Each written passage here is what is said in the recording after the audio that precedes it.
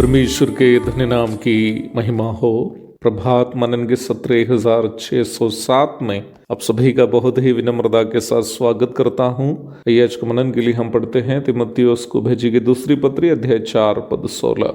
मेरे पहले प्रतिवाद के समय किसी ने भी मेरा साथ नहीं दिया, वरन सबने मुझे छोड़ दिया था। भला हो कि इसका उनको लेखा देना ना पड़े।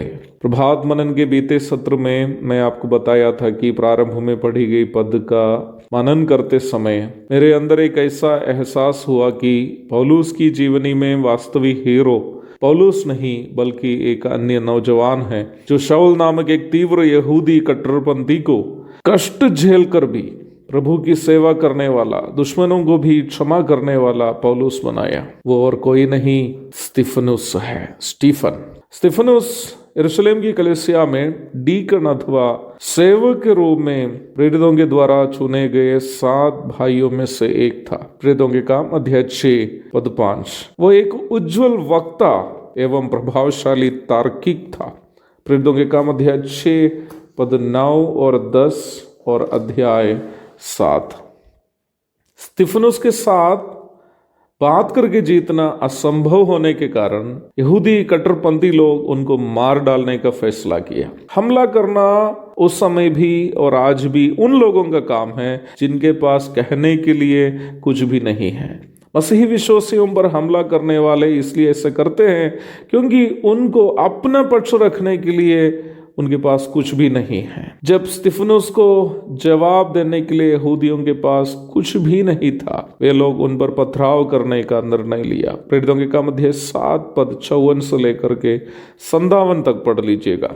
स्तिफनुस पर पथराव करने का नेतृत्व करने वालों में एक ये शाऊल उर्फ पौलुस था। अपने खिलाफ नफरत की आग से प्रभावित होकर हाथों में पत्थर लेकर भाग कर आने वाले यहूदियों को देखकर स्तिफनुस की गई प्रार्थना एक ऐसी प्रार्थना थी जो कट्टरपंथियों के नेता शाऊल को पौलुस बनाने में पर्याप्त था। स्तिफनुस की प्रार्थना वास्तव में अपनी नहीं थी बल्कि उनके प्रभु की थी, जिन्होंने क्रूस पर खून से लथपथ होकर टांगी गई स्थिति में भी अपने दुश्मनों की क्षमा के लिए प्रार्थना की। उस प्रार्थना शाऊल को इतना बदल दिया है कि पथराव सहकर अधमरा होने पर भी वो निराश नहीं हुआ।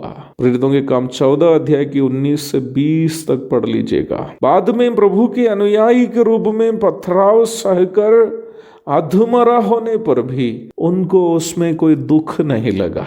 सताव को खुशी से झेलने का अनुभव वो स्तिफनुस से सीख चुका था। पौलुस ने जितना मसीहियों के खिलाफ किए थे उसके कई गुना अधिक वो अपने जीवन में झेला। मसीहियों को सताने का परिणाम विश्वास में आने के बाद भी पौलुस को झेलना पड़ा। तो क्या आज जो लोग मसीहियों को सताते हैं वो प्रभु के हाथ से बच निकलेगा? पौलुस विश्वास में आने के बाद भी उनको विश्वास में आने के पूर्व मसीहियों के खिलाफ जो किया था उसका परिणाम भुगतना पड़ा।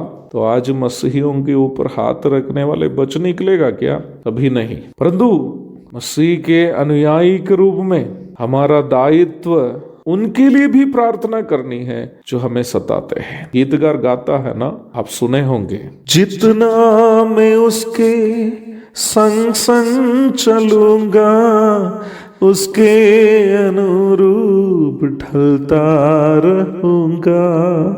प्रभु के संग संग चलकर पौलुस यीशु मसीह के अनुरूप ढलना शुरू हो गया था। इसलिए वो भी अपने दुश्मनों के लिए प्रार्थना कर रहा था। परंतु दुश्मनों से प्रेम करने का प्रभु का स्वभाव पौलुस के सामने एक दृष्टांत के रूप में और कोई नहीं, इस नौजवान स्तिफनुस ही दिखाया था। इसलिए ही पौलुस को पौलुस बनाने में स्तिफनुस का त्याग को हम नजरअंदाज नहीं कर सकते हैं। स्तिफनुस की सेवा बहुत छोटी थी। कलीसिया में एक छोटा सेवक की, डीकन की सेवा वो कर रहा था, परंतु सेवा भले छोटी थी, उस सेवा के प्रति स्तिफनुस का समर्पण बड़ा था, उनका विश्वास योग्यता बड़ा था। इसलिए ही उनकी छोटी सेवा इतना प्रभावशाली रहा, मसीही इतिहास का सबसे बड़ा मिशनरी, सबसे बड़ा इवेंजलिस्ट, सबसे मेहनती और कष्ट उठाने वाला प्रेरित पौलुस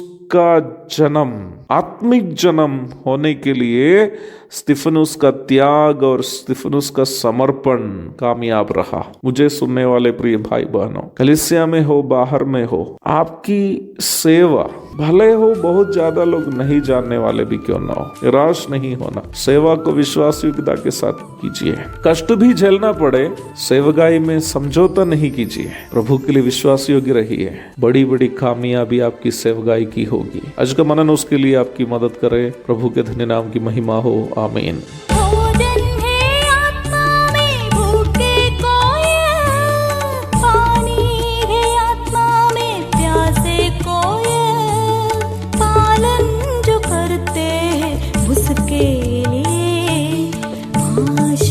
पाने का साधन है ये है वचन, प्यारा वचन ईशो।